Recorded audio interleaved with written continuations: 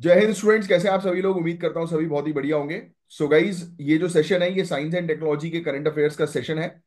और जनवरी 2025 के science and technology जितने भी यानी कि टॉपिक्स आए थे साइंस एंड टेक्नोलॉजी के जनवरी 2025 में, वो हम कवर अप करेंगे। राइट। और हमारी ये सीरीज चल रही है मंथली करंट अफेयर्स की, जिसमें मंथ वाइज जो है वो हम लोग सब्जेक्ट के हिसाब से करंट अफेयर्स जो है वो कवर अप करवा रहे हैं। तो साइंस एंड टेक्नोलॉजी के जो इंपॉर्टेंट करंट अफेयर्स हैं वो ये हैं, जिनको थोड़ा सा हम इन डेप्थ जो है वो पढ़ेंगे। क्यों इन डेप्थ पढ़ेंगे? क्योंकि उसका रीजन सबसे बड़ा ये है गाइस कि करंट अफेयर्स यानी कि साइंस एंड टेक्नोलॉजी सब्जेक्ट का जितने भी ज्यादा क्वेश्चंस होते हैं वो करंट अफेयर से ही एसोसिएटेड होते हैं। तो ये आपको थोड़ा सा डेप्थ में पढ़ना जरूरी है। तो चलो बिना समय वेस्ट किए सेशन को जो है वो स्टार्ट करेंगे। बट उससे पहले लाइक का बटन अभी के अभी सभी लोग हिट जो है वो कर दो, और जिन लोगों ने चैनल सब्सक्राइब नहीं किया है चेक कर लो और तुरंत चैनल को सब्सक्राइब करो। तो चलो स्टार्ट जो है वो हम करते हैं। तो आप जानते हैं इसकी भारत की सड़क पर ट्रक्स जो है वो दौड़ते हैं, बट वो सिर्फ माल ही नहीं ले जाते एक जगह से दूसरी जगह, बल्कि देश की इकोनॉमी को भी आगे बढ़ाते हैं। राइट। लेकिन क्या आप जानते हैं कि जो लोग इन ट्रक्स को चलाते हैं उनकी हेल्थ कितनी बुरी तरह से अफेक्ट होती है? आज हम बात करने वाले हैं एक शॉकिंग रिपोर्ट के बारे में जो आईआईटी दिल्ली और फोरसाइट फाउंडेशन ने मिलकर रिलीज की है। तो ये इस प्रकार की चीजें कई बार जो है वो एग्जामिनेशन में ये लोग जो है वो पूछ लेते हैं कि ये रिपोर्ट वगैरह जो है वो किसके द्वारा रिलीज की गई है। हालांकि इससे रिलेटेड ये रिपोर्ट के बारे में जो है वो पूछेंगे नहीं। अच्छा, मैं आपको बता दूं गाइस कि इन रिपोर्ट के अंदर स्टडी किया गया 50,000 ट्रक ड्राइवर्स की हेल्थ को। राइट। और ये 6 राज्यों से ट्रक ड्राइवर्स बिलोंग करते हैं: उत्तर प्रदेश, राजस्थान, मध्य प्रदेश, महाराष्ट्र, कर्नाटक, तमिलनाडु। और जो स्टडी सामने आई है वो चौंकाने वाली है।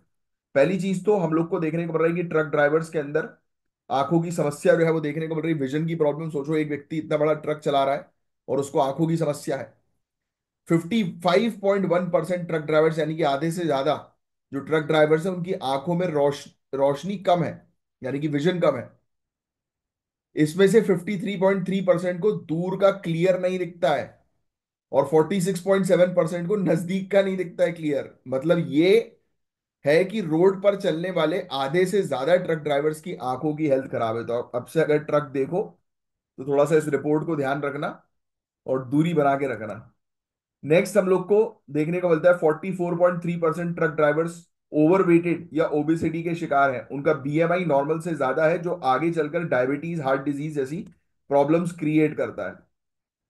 बीएमआई को तो बहुत अच्छा रखना बहुत ज्यादा जरूरी है गाइस, और हेल्थ पे ध्यान देना बहुत ज्यादा जरूरी। तीसरा, ब्लड प्रेशर। 57.4% ट्रक ड्राइवर्स को बीपी हाई है। हाइपरटेंशन एक साइलेंट किलर होता है जो हार्ट अटैक और स्ट्रोक का बड़ा रीजन बन सकता है। तो blood pressure is the main issue जो ट्रक ड्राइवर्स को काफी ज्यादा रह रहा है, बताया जा रहा है। फिर अगर हम लोग मधुमेह की बात करें, ब्लड शुगर की बात करें, डायबिटीज, शुगर की प्रॉब्लम, 18.4% ड्राइवर्स को ब्लड शुगर लेवल या तो बॉर्डर लाइन पे है या हाई है, जो डायबिटीज होने का क्लियरली सिग्नल है। फिर मानसिक तनाव, मेंटल प्रॉब्लम, बहुत ज्यादा हम लोग को ट्रक ड्राइवर्स में घर परिवार से दूर रहते हैं ना। 33.9% ड्राइवर्स मॉडरेट स्ट्रेस में है, और 2.9% को हाई स्ट्रेस रिपोर्ट किया गया है। यानी उनकी मेंटल हेल्थ भी एक सीरियस कंसर्न है। तो क्या इसका असर सिर्फ ड्राइवर्स तक ही सीमित है? तो नहीं गाइस, बिल्कुल भी नहीं, ऐसा कुछ नहीं है। आपको बता दें कि रोड सेफ्टी और लॉजिस्टिक सेक्टर्स दोनों डेंजर में हैं। ट्रक ड्राइवर्स की सेफ्टी का असर हमारी सड़कों की सेफ्टी पर भी पड़ता है। तो सोल्यूशंस क्या है? तो सोल्यूशन भाई सिंपल सा यही है कि रेगुलर बेसिस पर ट्रक ड्राइवर्स की हेल्थ को टेस्ट जो है वो किया जाए। है ना। जंक फूड की जगह हेल्दी डाइट और एक्सरसाइज का अवेयरनेस बढ़ाना पड़ेगा ट्रक ड्राइवर्स में। स्ट्रेस मैनेजमेंट के लिए काउंसलिंग और रेस्ट पीरियड्स का अरेंजमेंट होना चाहिए। राइट। एनजीओ इंटरवीन करे। सरकार और एनजीओ मिलकर जो है वो फ्री हेल्थ कैंप्स और अवेयरनेस प्रोग्राम्स जो है वो ला सकते हैं। तो आप मुझे बोलोगे कि सर इसका साइंस एंड टेक्नोलॉजी में जो है वो क्या रोल है? तो भैया देखो, इसमें आप मेंस के पॉइंट ऑफ व्यू से चीजों को मेंशन जो है वो कर सकते हो कि कितना रिस्की है आज की डेट में। मतलब अब जो रोड एक्सीडेंट से रिलेटेड क्वेश्चंस है वो कई बार पूछ लिए जाते हैं ना जनरल साइंस में, तो उसमें आप इसका उपयोग काफी अच्छे से कर सकते हो। बस ये एक बेसिक सी चीज थी, इसका एक आपको आइडिया होना चाहिए। नेक्स्ट टॉपिक बहुत ही ज्यादा इंपॉर्टेंट है। बेनी एस्टेरॉइड से रिलेटेड ये टॉपिक है। बेनू एस्टेरॉइड काफी इंपॉर्टेंट है। तो क्या हम अकेले हैं इस बहुत बड़े ब्रह्मांड में? नहीं, एलियंस भी हैं बॉस। एलियंस की हालांकि कंट्रोवर्सी है, बट आई डोंट नो कि मतलब इस पर ज्यादा स्टडी क्यों नहीं की जाती, इसको क्यों छुपा के रखा जाता है, ज्यादा इस पर कोई न्यूज क्यों नहीं आती। तो क्या जिंदगी सिर्फ पृथ्वी पर ही शुरू हुई थी या कहीं और से आई थी? नासा के ओसिरिस रेक्स मिशन ने नए मिशन का जो नया डेटा है उसने एक नया सवाल उठाया है। क्या एस्टेरॉइड्स ने लाइफ के बिल्डिंग ब्लॉक्स को धरती तक पहुंचाया? मतलब जो हमारी धरती अ, और फिर मार्स जो हम लोग को देखने को मिलता है, फिर जो जुपिटर हम लोग को देखने को मिलता है, उसके बीच में आपको जो है वो पता है कि एक एस्टेरॉइड बेल्ट हम लोग को जो है वो देखने को मिलती है। कमान बोलो हाँ या ना? है ना, मार्स और जुपिटर के बीच में एक एस्टेरॉइड बेल्ट है, पढ़ा है ना मैंने आपको एनसीईआरटी में। जिन लोगों ने एनसीईआरटी नहीं पढ़ी है, सीरीज अवेलेबल है हमारी प्लेलिस्ट में, जाकर चेक कर लो। तो मार्स और जुपिटर के बीच में एक एस्टेरॉइड बेल्ट है जहां पर बहुत सारे एस्टेरॉइड जो है वो घूम रहे होते हैं। सभी को पता है कि बहुत सारे एस्टेरॉइड जो है वो चक्कर लगा रहे हैं। सभी को वाली बात पता है, बोलो हाँ या ना? कमान। यस। अब सुनना। अब ये नासा का ओसिरिस रेक्स मिशन जो है वो ये कह रहा है भैया कि ये धरती है, धरती पर एस्ट्रॉइड के माध्यम से लाइफ आई। एस्ट्रॉइड गिरा, इस एस्ट्रॉइड पर बैठे हुए थे कुछ प्राणी, और वो धरती पर जो है वो कूदे, यानी कि स्पीसीज या लाइफ जो थी वो धरती पर आई है एस्ट्रॉइड के माध्यम से, पहले धरती पर नहीं थी। ऐसी कोई क्वेश्चन सामने आ चुके हैं। तो नासा का ओसिरिस रेक्स मिशन पूछ सकते हैं प्रीलिम्स में किसका है, तो नासा ध्यान में रखना। और अभी इसने धरती में लाइफ का जो ओरिजिन हुआ है उससे रिलेटेड एनालिसिस जो है वो करी है। और कुछ सैंपल्स मिले हैं बेनू से। तो क्वेश्चन आज ये भी बन सकता है कि बेनू क्या है, भी रिसेंटली न्यूज में था, तो ये एस्टेरॉइड है। अब मेरी बात बहुत ध्यान से सुनिएगा। तो नासा का जो ओसिरिस रेक्स मिशन है, इसने एस्टेरॉइड बेनू के सैंपल कलेक्ट किए, जिनका एनालिसिस एक जबरदस्त डिस्कवरी लेकर आया। ये डिस्कवरी सोलार सिस्टम की शुरुआती जो रिसर्च है, राइट, और लाइफ के संभावित ओरिजिन्स को समझने में मदद करता है। यानी कि सोलार सिस्टम में जो इनिशियल पीरियड में जो केमिकल कंपोजिशन हुआ था, या जो केमिस्ट्री थी उसकी इनिशियल पीरियड की, राइट, और किस प्रकार से लाइफ जो है वो बनी है और प्लैनेट तक आई है, धरती तक, उसको थोड़ा सा एक्सप्लेन जो है वो कर रहा है। अब इतना ये डेप्थ में ये लोग पूछेंगे नहीं। नासा का ओसिरिस रेक्स मिशन बेनू को स्टडी कर रहा है, और उस बीच अभी रिसेंटली इसने मतलब धरती पर जीवन कैसे उत्पन्न हुआ उसकी भी स्टडी करी है, उसका भी डेटा सामने निकाला है, क्योंकि इसने सैंपल जो है वो कलेक्ट किया एस्टेरॉइड बेनू से। सुनना, बेनू के सैंपल्स में 14 ऐसे इंपॉर्टेंट एमिनो एसिड्स मिले हैं जो प्रोटीन्स बनाने के लिए जरूरी होते हैं। सबसे बड़ी बात, डीएनए और आरएनए के 5 nucleobases, adenine, thymenine, sorry thymine, cytosine, guanine और यूरासिल, ये भी मिल गए। अब देखो यहां पर आपसे एक गेम जो है वो पूछा जा सकता है कि ये जो है वो क्या है। ये पांचों के पांचों न्यूक्लियो बेसिस हम लोग को जो है वो देखने को मिलते हैं, जिससे डीएनए और आरएनए जो है वो तैयार होता है या आइडेंटिफाई किया जाता है। तो ये पूरी चीज इसके अंदर जो है वो मिली है। तो ये पूरी चीज ध्यान में रखना है, राइट। ये पहली बार है जब पूरा न्यूक्लियो बेस सेट किसी एस्ट्रॉइड पर मिला। Again a very important study जो ध्यान में रखनी है, जो ये दिखा रहा है कि शायद लाइफ के इंग्रेडिएंट्स स्पेस से आए हों। नेक्स्ट, बेनू के अंदर हाइड्रेटेड मिनरल्स जैसे कि मैग्नीशियम रिच फाइलो सिलिकेट्स पाए गए हैं, जो दिखाता है कि कभी यहां लिक्विड वाटर रहा होगा। तो देखो भाई, यहां पर लिक्विड वाटर की प्रेजेंस भी एस्टेरॉइड बेनू के अंदर दिखा दी गई है। बहुत इंपॉर्टेंट है, 90% से ज्यादा चांसेस है एग्जाम में इससे रिलेटेड क्वेश्चन आएगा। फिर मैग्नीशियम और सोडियम रिच फॉस्फेट मिनरल्स भी मिले हैं, जो ये दिखाता है कि बेनू का पेरेंट बॉडी एक्यूएस ऑल्ट्रेशन से गुजर चुका है, मतलब पानी ने वहां केमिकल रिएक्शंस को बदला है। फिर यहां पर हाई कार्बन कंटेंट भी हम लोग को देखने को मिल रहा है। बेनू के सैंपल में 4.5 से 4.7% कार्बन कंटेंट मिला है, जो अब तक के किसी भी मीटेरॉइड या एस्ट्रॉइड से ज्यादा है। कार्बन रिच एस्ट्रॉइड जैसे बेनू प्रीबायोटिक केमिस्ट्री, यानी लाइफ से पहले के जो केमिकल रिएक्शंस होते हैं उसमें बड़ा रोल प्ले कर सकता है। अब इन सब चीजों का मतलब क्या है? तो ये डिस्कवरीज गाइस पेनसर्मिया हाइपोथेसिस को सपोर्ट करती है। मतलब कि हो सकता है कि लाइफ के इंपॉर्टेंट कंपाउंड्स पूरे यूनिवर्स में फैले हों और एस्टेरॉइड्स के जरिए अलग अलग प्लैनेट्स तक पहुंचते हों। यह भी पॉसिबल है कि एनसीलैडस, यूरोपा और सेरेस जैसे सेलेस्टियल बॉडीज पर भी ऐसे ऑर्गेनिक मॉलिक्यूल्स मिलें। जिनके नीचे ओशियंस है। ये ओसिरिस रेक्स मिशन एक टाइम कैप्सूल की तरह काम कर रहा है, जो हमें सोलार सिस्टम के शुरुआती केमिस्ट्री और लाइफ के ओरिजिन्स को समझने में हेल्प कर रहा है। तो ये डिस्कवरी सिर्फ एक साइंटिफिक माइलस्टोन नहीं, बल्कि एक बड़ा सवाल उठाती है, क्या हम यूनिवर्स में अकेले हैं? क्या लाइफ सिर्फ धरती तक सीमित है या नहीं, या और कहीं भी? तो इसमें जितनी चीजें मैंने आपको बताई हैं, ये चीज ध्यान में रखिएगा कि लाइफ से रिलेटेड कुछ इंपॉर्टेंट डेटा बेनू के अंदर मिला है, और ये भी पता लगा है कि शायद हो सकता है, ऐसा माना जा रहा है कि धरती पर जो जीवन उत्पन्न हुआ है वो एस्टेरॉइड से आकर उत्पन्न हुआ हो। राइट। तो ये फैक्ट्स है, कितना इंपॉर्टेंट फैक्ट है। देखो क्या होता है कि कई बार हम बहुत सारी चीजें तो पढ़ते हैं, बट इस प्रकार की इंपॉर्टेंट चीजें स्किप कर देते हैं, और ये काफी इंपॉर्टेंट है। इसलिए मैं बोलता हूँ कि मैं जो पढ़ाऊंगा वो एग्जाम के लिए इंपॉर्टेंट होगा, आपके स्पेशली यूपीएससी और पीएससी के लिए।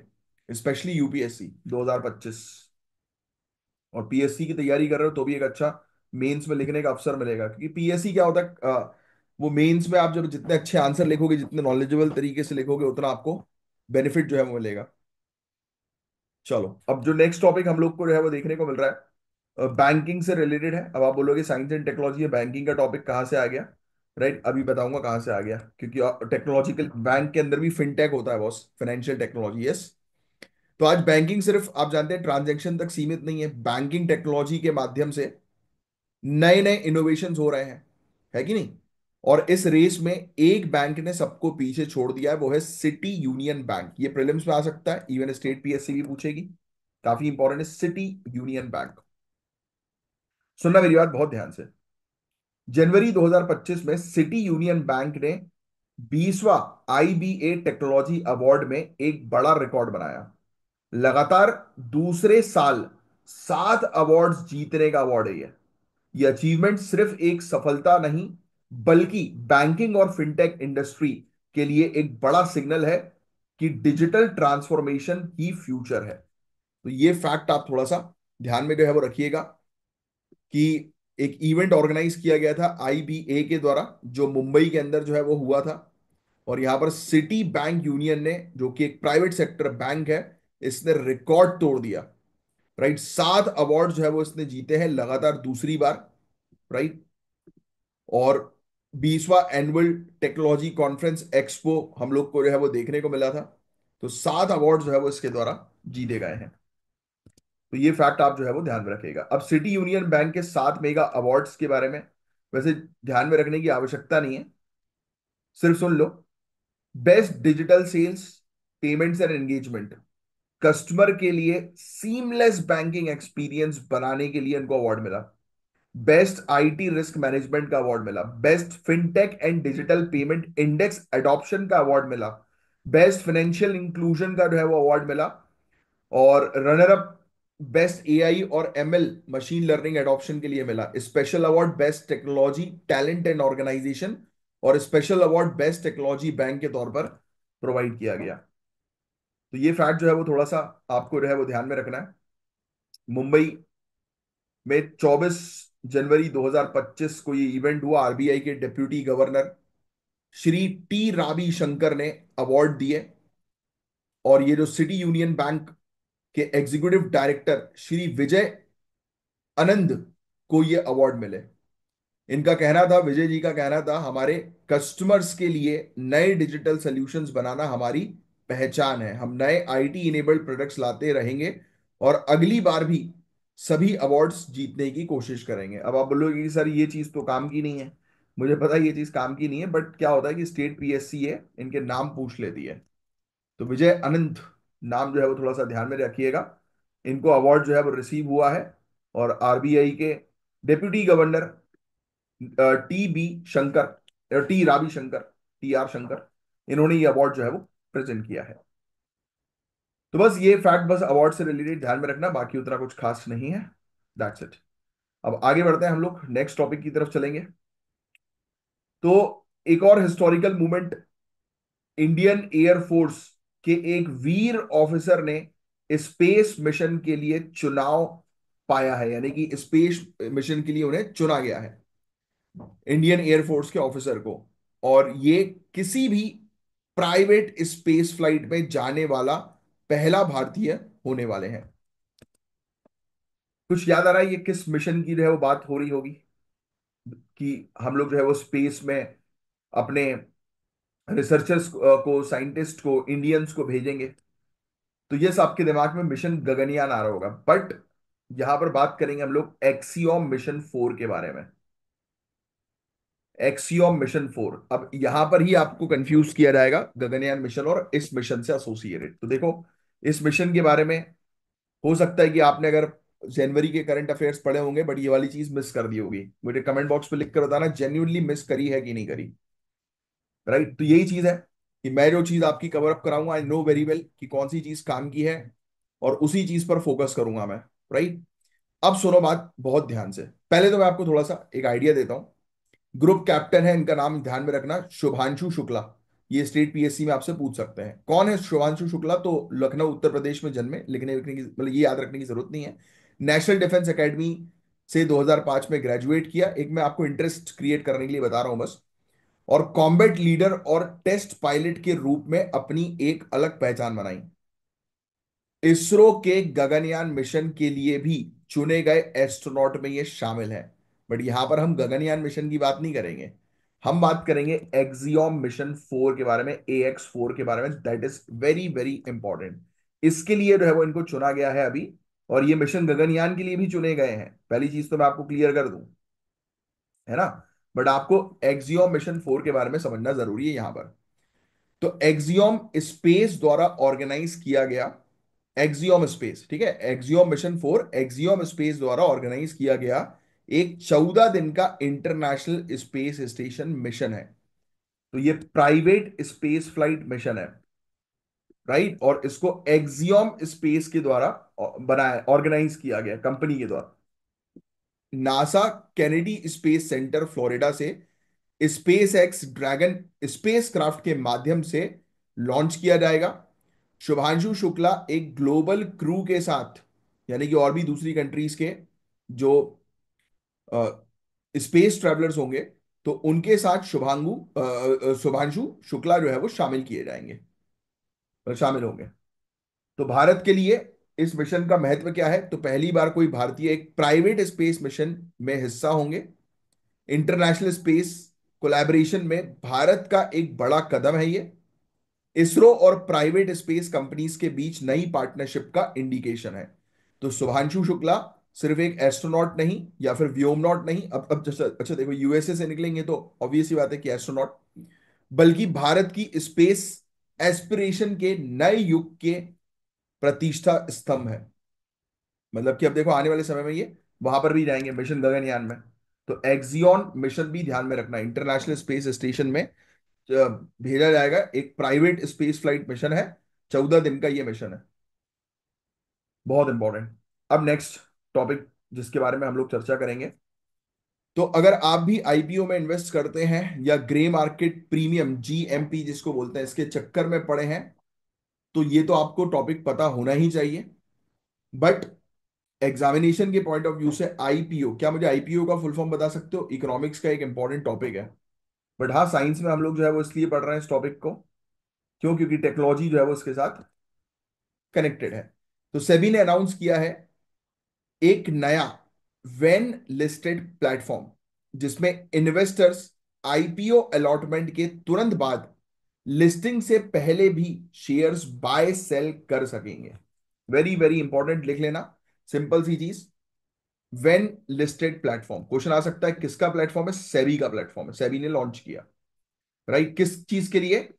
कि कोई भी पर्टिकुलर शेयर जो है वो लिस्ट होने से पहले भी बाय सेल किया जा सकता है। यानी कि आईपीओ जिसने खरीद लिया है वो अपनी होल्डिंग्स को जो है वो लिस्ट होने से पहले सेल आउट या परचेज भी कर सकते हैं। जैसे आपको पता है कि आईपीओ कभी आपने परचेज किया हो या आपके दोस्तों ने किया हो, तो ये काम कैसे करता है पता है? आपका पैसा लॉक हो जाता है, फिर जब आईपीओ लिस्ट होता है ना, तभी फिर आप पैसा जो है वो निकाल सकते हो। कम ऑन, यस और नो? तो आपका अमाउंट जो है वो लॉक हो जाता है, और फिर उस बीच आप कुछ नहीं कर सकते, अपना सेल कर सकते हो ना परचेज कर सकते हो जब तक वो लिस्ट नहीं हो रहा है। मतलब ऑब्वियस ही बात है, आपने अलॉटमेंट तो अपना दे दिया है। अब सवाल ये है कि जब वो शेयर अलॉट ही नहीं हुआ है किसी को, क्योंकि लिस्ट होगा तभी तो अलॉटमेंट होगा। तो जब वो अलॉट ही नहीं हुआ है तो आप कैसे बाय सेल कर सकते हो? अरे होल्डिंग को तो बाय सेल कर सकते हो ना। फॉर एग्जाम्पल आपको पता है कि भाई एक लिमिटेड अमाउंट ऑफ शेयर जो है वो जारी होते हैं, बट लोग जो है वो बहुत सारे उसको जो है वो खरीद लेते हैं। अब कोई इंसान जो है वो आपकी होल्डिंग परचेज करना चाहे, आपने जल्दी, एक तो वैसे तो ये पूरी चीज रैंडमली होती है, राइट, बट फिर भी उससे पहले भी कस्टमर्स को जो है वो ये इन्वेस्टर्स को बेसिकली जो है ये ऑप्शन दे दिया है कि भाई आप जो है आईपीओ आपको अलॉट हो गया, उसके तुरंत बाद लिस्टिंग होती है। अलॉट होने के बाद, ठीक है, अलॉटमेंट की बात हो रही है, तो लिस्टिंग से पहले भी आप जो है वो सेल्स या परचेज जो है वो कर सकते हो। तो ये प्लेटफॉर्म है क्या, तो इसका ग्रे मार्केट पर क्या इंपैक्ट होगा और इन्वेस्टर्स को इससे क्या फायदा होगा, तो अब चीजों को ध्यान से समझते हैं, क्योंकि अभी भी मुझे लगता है कि बहुत सारी चीज ऊपर से चली गई होगी। तो अभी ध्यान से सुनो पहले चीजों को। आईपीओ बिडिंग क्लोज होने के T+1 दिन पर शेयर्स अलॉट होते हैं। इसका क्या मतलब हुआ, दैट इज द क्वेश्चन। तो देखो, ये T+3 क्या है, पहले तो टी क्या है। टी बेसिकली क्लोजिंग डे होता है ऑफर का। एग्जाम्पल, आज जो है वो मतलब आज एक पर्टिकुलर शेयर का क्लोजिंग डे है, राइट, यानी कि आईपीओ का, सॉरी, क्लोजिंग डे है। एक एक कंपनी ने आईपीओ जारी किया, अब आप उसके शेयर जो है परचेज कर रहे हो, और कंपनी ने बोला कि भैया हम इस दिन तक सिर्फ वो करेंगे कि आप अगर खरीद लो शेयर तो खरीद लो, राइट। तो जैसे फॉर एग्जांपल आज का दिन जो है वो क्लोजिंग डे है, मतलब आज टी डे है, राइट। अब T+1 यानी कि कल, आज आज जो है वो क्लोज हो गया, मतलब कंपनी जो है वो अब किसी को भी वो नहीं करेगी, मतलब एप्लीकेशन जो है वो नहीं लेगी। अब T+1 मतलब कल के दिन क्या होगा, कल के दिन कंपनी बता देगी कि भाई किन किन को शेयर अलॉट हो गया है ना, कि शेयर मिल गया आपको अब। फिर उसके बाद कंपनी क्या करती है, 2 दिन और लेती है, सेकेंड डे और थर्ड डे। उसके बाद हम लोग को जो है वो देखने को मिलता है कि कंपनी जो है वो लिस्ट करती है T3, यानी कि तीसरे दिन जो है वो लिस्ट कर देती है। फिर उसके मतलब इस समय से आप जो है वो मार्केट में शेयर परचेज और सेल कर सकते हो। बात समझ में आई? फिर से समझाता हूं। आज लास्ट डे है, राइट, आज क्लोज हो गया, मतलब आज के बाद कोई भी आईपीओ खरीद नहीं सकता। कल क्या होगा, कल जो है वो आईपीओ अलॉट हो जाएंगी, किसको मिल रहा है किसको नहीं मिल रहा है, क्लियर। यानी कि अब यहां से लेकर यहां तक आपका पैसा जो मैं बता रहा था वो लॉक हो जाता है, राइट। लिस्टिंग से लेकर अलॉटमेंट तक का पैसा लॉक हो गया। अब यही चीज जो है वो तोड़ दी है इस प्लेटफॉर्म ने, राइट, वेन लिस्टेड प्लेटफॉर्म। अब कैसे तोड़ दी है, अब मैं आपको बताता हूं। अभी क्या हो रहा है कि जैसे ही अलॉट हुआ, यानी कि आपको पता लग गया कि हाँ भाई आईपीओ आपका लग गया है, आपको शेयर अलॉट हो गया है, तो आप अपने शेयर को परचेज, यानी कि और शेयर परचेज करने हैं तो वो भी कर सकते हो प्री लिस्टिंग, और सेल करने हैं तो वो भी सेल कर सकते हो। तो ये ऑप्शन जो है वो अब दिया जाएगा। That is the main thing जो आपको समझनी है, यानी कि अब आपको 3 दिन तक रुकने की जरूरत नहीं है। अलॉटमेंट और लिस्टिंग के बीच का ये जो 2 दिन का गैप होता है ना, तो इसमें लोग शेयर्स ग्रे मार्केट में बाय सेल करते हैं। ये ट्रेडिंग ग्रे मार्केट वाली अनरेगुलेटेड होती है और इन्वेस्टर्स के लिए रिस्क होता है, राइट। तो इसीलिए फिर मतलब वही ऑन एग्रीमेंट हो जाता है ग्रे मार्केट, मतलब आपस में 2 लोग मिले, उन्होंने बोला कि अच्छा तुम्हें अलॉट हो गया इतना, बोलता हाँ इतना हो गया, बोलता हम तुम्हें दे देंगे इतना, बोलता "हाँ, ठीक है डील"। तो इससे इन्वेस्टर्स के लिए, दूसरे इन्वेस्टर्स के लिए बहुत रिस्की हो जाती है सिनेरियो, राइट। तो फिर ऐसा ना हो इसके लिए इसको ओपन कर दिया वेन लिस्टेड प्लेटफॉर्म। तो सेबी का ये वेन लिस्टेड प्लेटफॉर्म है, बस एज सिंपल एज दैट, जो ग्रे मार्केट एक्टिविटीज को जो है वो रोक देगा, राइट। जो पूरी चीजों पर रेगुलेट करेगा। उसको लग रहा था कि हाँ भाई यहाँ पर लोग जो है वो कर लेते हैं, धांधलेबाजी करते हैं, तो उससे बेटर है इस जड़ को ही खत्म कर दो धांधलेबाजी करने वाली, बस। तो ये इतनी सी चीज बस आपको समझनी थी इस टॉपिक के अंदर, और कुछ नहीं है। फिर एग्जाम में तो आजकल बहुत चीटिंग हो रही है ना। पेपर जो पहले पहले क्या होता था, चीटिंग करते थे लोग, पर्चियां छुपाते थे। आजकल लोग टेक्नोलॉजी का मिसयूज करके एग्जाम में चीटिंग कर रहे हैं। रीसेंट पीएसयू एग्जाम में remote access software, internet loopholes और एडवांस्ड गैजेट्स का इस्तेमाल करके चीटिंग की जा रही है। तो इस लेटेस्ट स्कैम का फुल एनालिसिस और सरकार इसे कैसे रोकेगी, तो ये सब हम लोग इस टॉपिक के अंदर जानेंगे। ये बेसिकली एक प्रकार की केस स्टडी है जो आपको हेल्प करेगी मेंस में, और प्रीलिम्स के पॉइंट ऑफ व्यू से भी आपको पता होना चाहिए। तो नेशनल सीड्स कॉर्पोरेशन एग्जाम, अब होता क्या है गाइस, सिक्योर कंप्यूटर को हैक करके बाहर से आंसर भेजे गए। सोचिए आप, यानी कि एक व्यक्ति कंप्यूटर में बैठकर एग्जाम दे रहे हैं, बाहर बैठा व्यक्ति जो है उसको पूरे आंसर्स बता रहा है, उसने रिमोट एक्सेस कर लिया है उस कंप्यूटर को। जिसे ऑफलाइन सिस्टम माना गया था वो एक्चुअल इंटरनेट से कनेक्टेड निकला। तो ये इंटरनेट एक्सेस का भी लूप होल है, क्योंकि इंटरनेट पे तो पूरे आंसर मिल जाएंगे। कई बार माइक्रो ईयर पीसेस देखने को मिले, कान में ऐसे गैजेट लगे हुए थे, है, स्मार्टफोन्स और AI based teaching tools, cheating tools का इस्तेमाल हुआ है, राइट। तो ये चीज थी। तो इससे रिलेटेड एक आर्टिकल जो है वो आया हुआ था, जिसके बारे में आपको पता होना चाहिए। ऐसी चीज पता है मेंस में लिखने के लिए आ जाती है, तो इसलिए मैंने बस ये आर्टिकल आपको दे दिया।